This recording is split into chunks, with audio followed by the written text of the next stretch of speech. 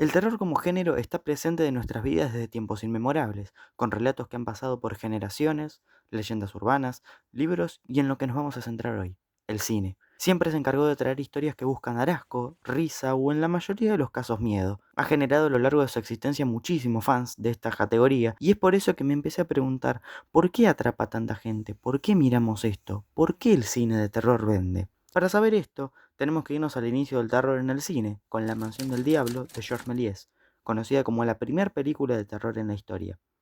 El director se destacó con otra obra como lo fue Una pesadilla, que la lanzó en el mismo año. Pocos años después sería Alice Guy quien sacaría una adaptación del reconocido libro Fausto y Mefistófeles en el cine, y al tiempo segundo de Chomón sacaría Satan's Amuse y La Casa Encantada, ambos en 1907. Todo este tipo de relatos tenían más o menos la misma premisa, lo fantasmagórico, lo no real, el diablo, y tocando a su manera temas como la muerte. Aún bajo este concepto, aunque varios años después, sale a la luz La Carreta Fantasma, una película de terror sueco. Es acá cuando se empiezan a implementar mucho más las adaptaciones de personajes de leyendas urbanas, como lo es en Nosferatu, siendo esta una adaptación sin derechos de Drácula. Otras películas que salieron bajo esta característica fueron Frankenstein y Drácula, ambas salidas en 1931 y posteriormente El Hombre Lobo. Leyendas urbanas llevadas al cine hay muchísimas y más en esta época, pero son las que a mí me parecieron más relevantes. Hasta acá el cine de terror giraba en torno solo a lo no real y a las leyendas urbanas. El espectador no tenía otro tipo de subgénero dentro de esta categoría.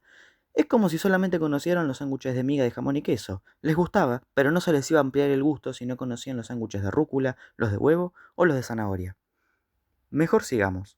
Es en este punto que Hitchcock logra su primer éxito con Rope, trayendo una premisa diferente para el terror, el suspenso. Continúa por esta línea con Dial M for Murder, que la sacó algunos años después, mismo año en el que se lució con otro peliculón como Rare Window y en donde el suspenso como subgénero se empezaba a sentar en el cine. El espectador empezaba a experimentar que no solo podía tenerle miedo a un chabón que chupa sangre, sino también a una persona común y corriente que de la nada podía meterle un cuchillazo, como en Psycho.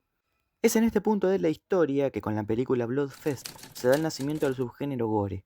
A partir de esto, muchas películas comienzan a incluir mucho más la sangre, como ocurre en El Exorcista y en La Masacre de Texas, donde esto se empieza a notar mucho más. Ambas, dos clásicos en lo que el cine de terror respecta. Pasados unos años, con la película Halloween se populariza el slasher, un subgénero en el que la trama gira en torno a un asesino enmascarado que mata principalmente adolescentes. La película que continúa con la popularización del slasher es Viernes 13 y que abre a la aparición de uno de los dos icónicos personajes de este subgénero, Jason, que en realidad aparece recién en Viernes 13-3. El otro gran personaje es Freddy Krueger, que hace su aparición en Pesadilla de la calle Elm.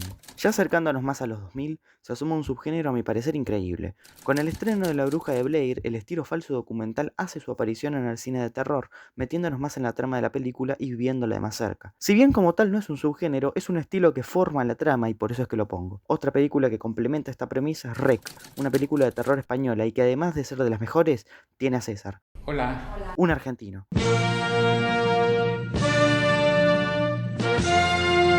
Encima nos deja una reflexión sobre lo que pasa en la película. Y son los chinos estos que comen crudo, el pescado crudo. El pescado crudo y un olor. Gracias, César. Te recordaremos siempre por tu racismo. Éxitos en el cine del terror existieron muchísimos más, pero siempre dependiendo de sus géneros ya mencionados, como ocurre por ejemplo con la saga de Saw, regida principalmente por el gore, la saga del Conjuro, que se adentra en lo fantasmagórico y lo paranormal, o Terrifier, marcada por el slasher y el gore. Ahora que ya vimos esto, ¿por qué el cine de terror vende? Para esta respuesta hay que marcar dos puntos.